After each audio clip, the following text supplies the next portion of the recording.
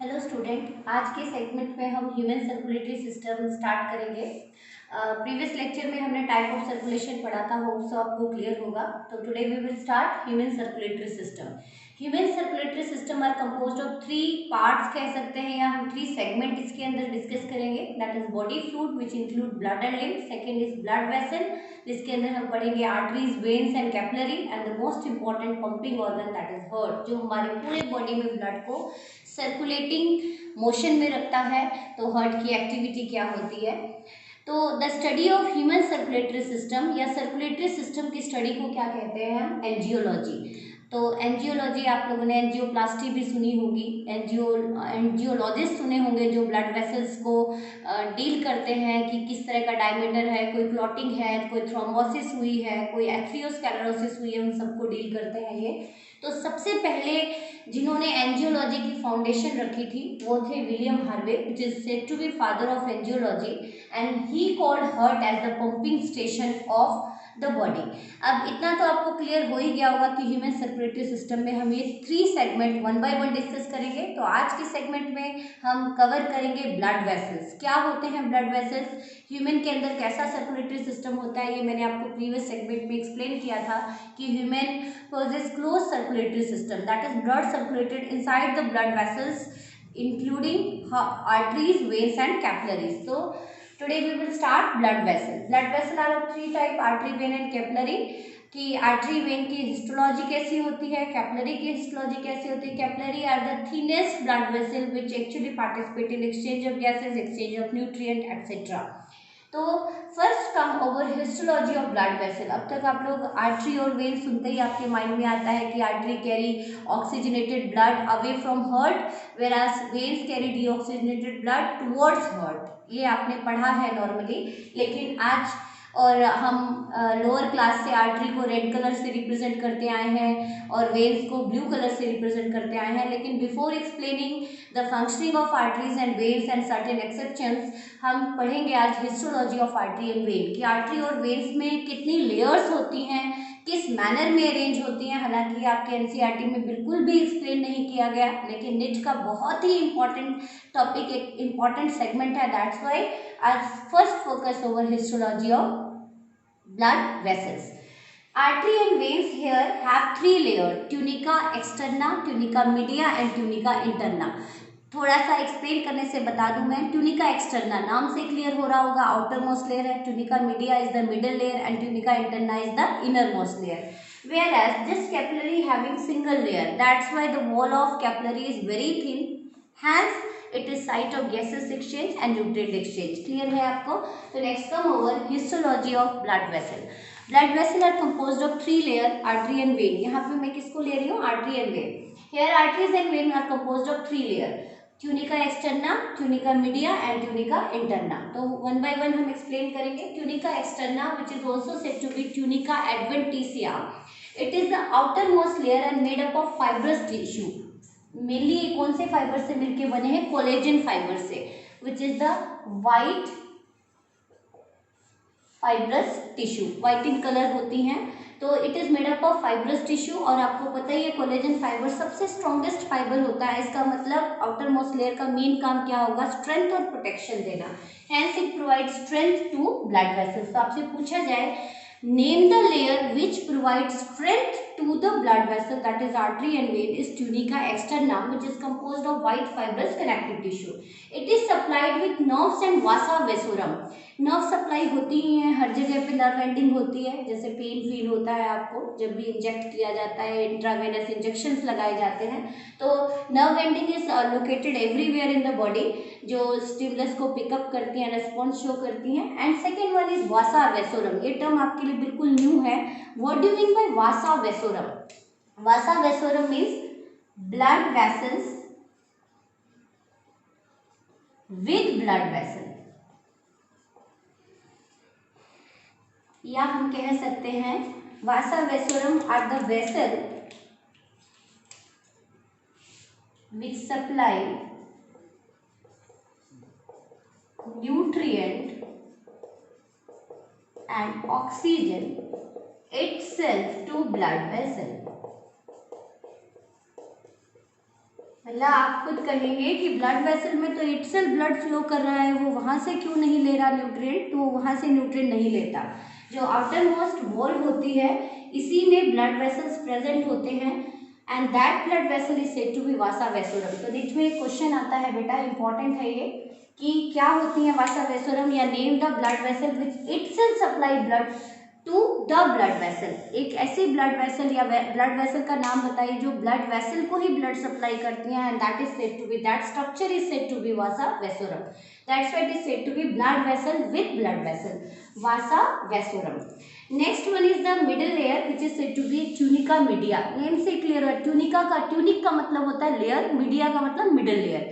Middle layer है which is composed of smooth muscle. इसका मतलब जो पंपिंग हो रही है, हालांकि पंपिंग एक्शन किसकी वजह से स्टिमुलेट होता है, किसकी वजह से आता है, हार्ट की वजह से, लेकिन जो मसल्स है, जो आर्टरीज और वेन्स में मस्कुलर लेयर है which is located in middle layer, या आप कह सकते हैं कि it is medially located and it is composed of smooth muscle. Involuntary action होता है and the inner most layer is tunica interna. Interna, tunica means layer, interna means inner most layer, is the inner most layer which is bilayered in nature. ये इसकी कितनी layer है बेटा, सबसे पहले आपने देखा आउटर मोस्ट लेयर, फिर आपने देखा मिडल लेयर, और फिर देखा आपने इनर मोस्ट लेयर। एक्चुअल में जो इनर मोस्ट लेयर है इट इज बाइलेयर्ड स्ट्रक्चर। जो बाहर की पूरी की पूरी जो आपको लेयर दिख रही है, कौन सी लेयर है एक्चुअल में, ट्यूनिका इंटरना। बाहर की तरफ है outer most elastin layer, elastic yellow elastin fibre से मिलके बना है, जो इलास्टिसिटी देता है ब्लड और वेन्स को, आर्टरीज एंड वेन्स को। And the inner most is endothelial layer which is composed of simple squamous epithelium. तो आपने क्या देखा, outer most tunica externa, middle one is tunica interna and the inner most is tunica interna, but here tunica interna is bilayered structure. The outermost elastin layer made up of yellow elastin fiber जो elasticity देता है आपकी arteries और veins को, and inner endothelium layer which is made up of simple squamous epithelium. तो next में कौन कौन से क्वेश्चन कवर होते हैं इसमें से, एक तो स्ट्रेंथ कौन देता है आर्टरीज वेन्स को, tunica externa which is composed of mainly white collagen fibre. Middle layer का मेन काम है इनवॉलेंट्री एक्शंस देना, एंड द ट्यूनिका इंटरना जिसके क्रॉस एक्सचेंज होता है, इलास्टिसिटी है, तो elasticity due to elastin fibre where the exchanges take place between endothelial layer. Clear हो गया आपको। तो next come over histology of artery and veins. Next come over transverse section of artery and when. आपको तीनों layer clear हो गई होगी, tunica externa, media and tunica interna. तो अब हम ट्रांसवर्स सेक्शन ड्रॉ करेंगे, cross section of artery and when, कि जब हम आर्टरी और वेन को ट्रांसवर्सली कट करते हैं तो किस तरह का स्ट्रक्चर दिखाई देता है। तो सबसे आउटर आपको जो दिख रही है ये part, and this is composed of white fibrous connective tissue and this layer is said to be tunica externa and tunica adventitia. अब दोनों स्ट्रक्चर में आपको कुछ आर्टरी और वेन में डिफरेंस नजर आ रहा होगा कि किसका ट्यूनिका एक्सटर्ना आपको थिक नजर आ रहा है। तो ट्यूनिका एक्सटर्ना थिक है, outer most layer is tunica externa which is composed of white fibrous connective tissue collagen fiber which is thicker in case of vein and thinner in case of artery। बहुत ही important topic है आपके NEET के लिए, NEET special लिखने आप चाहे तो इसके ऊपर थोड़ा सा फोकस कीजिएगा, इम्पॉर्टेंट क्वेश्चन कवर करता है ये आपका। Thinner in case of artery वेराज thicker in case of veins। Next come over second layer which is composed of smooth muscle fiber। Smooth muscle से मिलके बना है। तीन तरह के मसल्स आपने पढ़े हैं, skeletal muscle, cardiac muscle and smooth muscle. तो जो ये सेकेंड मिडिल लेयर आपको नजर आ रही है and that middle layer is composed of smooth muscle, that middle. अब आपको ये मिडिल लेयर किसके केस में थिक नजर आ रही है, this is little bit thicker या स्लाइटली या thicker in case of artery as compared to vein, and that structure is said to be tunica media। tunica media is the middle layer।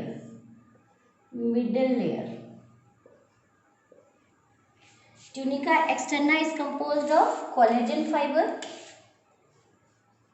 which is composed of collagen fiber। tunica media is composed of smooth muscle और muscular layer आप कह सकते हैं। Next come over tunica interna. Interna आपको पता ही है बेटा, कि interna is the bilayered structure, it is a bilayered structure. सबसे बाहर की तरफ आपको जो दिख रहा है दैट इज येलो इलास्टिन, जो मैं यहाँ पे ग्रीन डॉटेड स्ट्रक्चर से रिप्रेजेंट कर रही हूँ, that is elastin layer which is composed of yellow elastic fibre, yellow elastic fibre.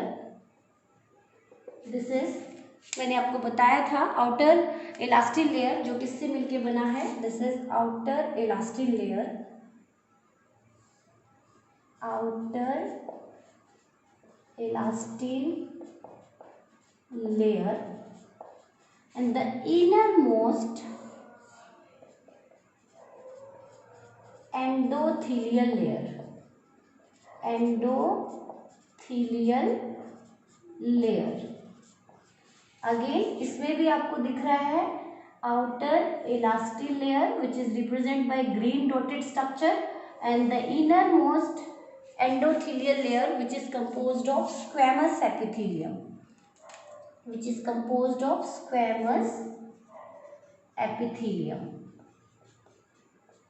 अब आप देखें तो यहाँ पे आपको कैसा दिखाई दे रहा है outer elastin layer, it is little bit thicker in case of artery and little bit thinner in case of vein. In case of veins, tunica interna, which is the outermost elastin layer, is thinner in vein and thicker in arteries. Tunica media is thicker in artery and thinner in vein. ये थोड़ा सा याद रखना बेटा, respectively किस तरह के structure हैं और ये दोनों मिलके किस चीज को कंपोज करते हैं, they both constitute the third layer tunica, inner most layer interna. तो आपने 3 लेयर पढ़ी, tunica externa which is the outer most layer which is provide strength and protection, tunica media which is composed of muscular smooth muscle और musculature या muscular layer and the inner most elastin fibre and squamous epithelium, that's why it is said to be tunica interna। तो यहाँ पे आपको कितनी layer दिखाई दी बेटा, 3 layer.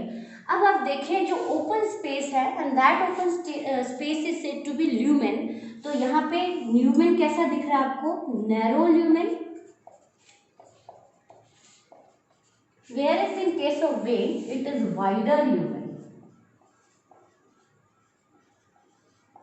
एक बार फिर से रिकॉल कर देती हूँ, there are 3 layer present in artery and vein respectively externa, media and interna.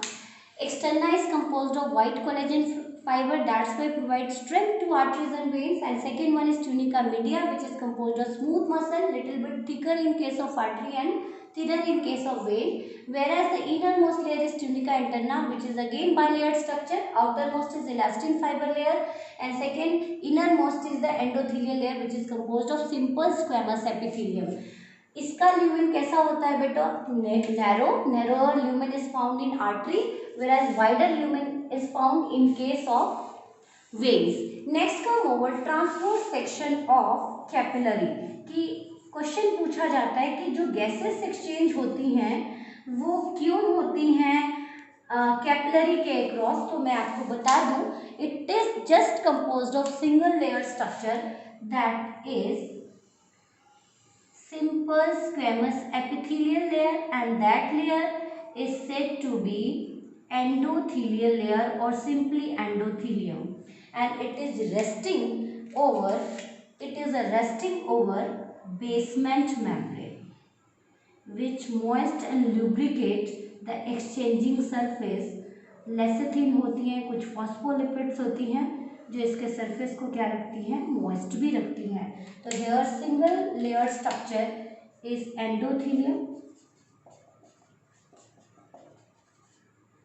which is composed of simple squamous epithelium and it is resting over basement membrane। तो आपको क्लियर हो गया होगा histology of artery, when and capillaries, कि artery when में 3 layers होती हैं और किसकी ल्यूमेन वाइडर होती है और किसकी ल्यूमेन नैरोअर होती है। होप सो आपको क्लियर होंगे, कंपोजिशन क्लियर होंगी। Next come over difference between arteries and veins. After doing histology come over differences between arteries and when. बहुत ही इंपॉर्टेंट क्वेश्चन है, आपके सिलेबस का ही है। आर्टरी और वेन में मेजर क्या डिफरेंस है, हिस्टोलॉजी एस्पेक्ट से भी, फंक्शनल एस्पेक्ट से भी और लोकेशन के एस्पेक्ट से।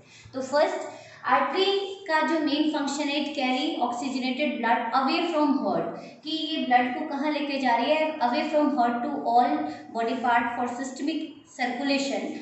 Whereas vein which carry deoxygenated blood from organ or tissue to heart, तो bring blood into heart। ये तो main functional point of view से था। Artery generally carry oxygenated blood, लेकिन ऐसा हर केस में नहीं होता। कुछ आर्टरीज हैं लाइक पल्मोनरी आर्टरी, जो कैसी आर्टरी हैं, जो किस तरह के ब्लड को कैरी करती है, deoxygenated blood. They participate in pulmonary circulation. What you mean by pulmonary here, lung, की लंग के पास लेके जाती हैं, किसके लिए, ऑक्सीजनेशन के लिए, गैसेस एक्सचेंज, जो हम प्रीवियस चैप्टर में कवर कर चुके हैं। Whereas vein carry deoxygenated blood except pulmonary vein, जो कैसे ब्लड को लेके आती है, ऑक्सीजनेटेड ब्लड, मतलब after gases exchange blood become oxygenated and from lung oxygenated blood come to heart with pulmonary vein, मतलब this pulmonary vein is exception which carry oxygenated blood. Next come over situation, की artery और veins कहाँ situated होती हैं। तो generally artery is deeply situated beneath the muscle, muscle के नीचे situated होती हैं, लेकिन ऐसा हर केस में नहीं होता।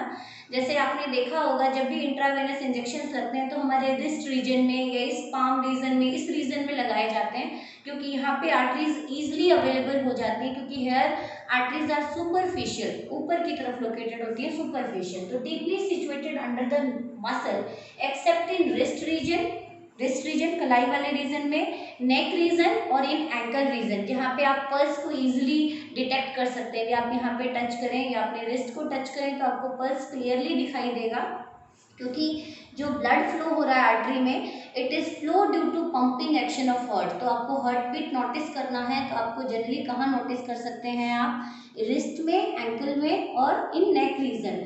आपने देखा भी होगा किसी सिनेमा में या किसी भी आप मूवी देखते हो, तो उसमें आप देखते हो कि यहाँ से डॉक्टर टच करके पता लगाते हैं कि डेथ हो चुकी है या लाइव है। तो क्योंकि यहाँ पे आर्टरी की लोकेशन क्या होती है, सुपरफिशियल। अदरवाइज आर्टरी कैसी होती है, deeply situated. Whereas veins are superficial under the skin, skin के नीचे होती है, इसलिए आपको ब्लूइश कलर का जो थिकर स्ट्रक्चर दिखाई देता है। वो क्यों दिखाई देता है, आर्टरीज क्यों नहीं क्लियरली विजिबल होती, क्योंकि आर्टरी जनरली डीपली सिचुएटेड होती हैं, वेयरएज वेन्स आर सुपरफिशियल।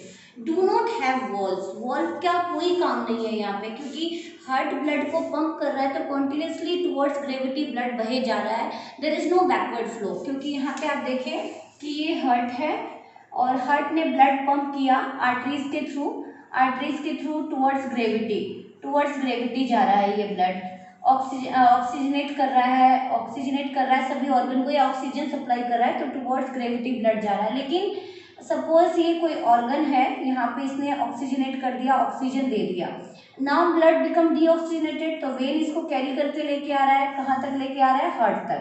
कहाँ तक लेके आ रहा है, हार्ट, अगेंस्ट ग्रेविटी लेके आ रहा है।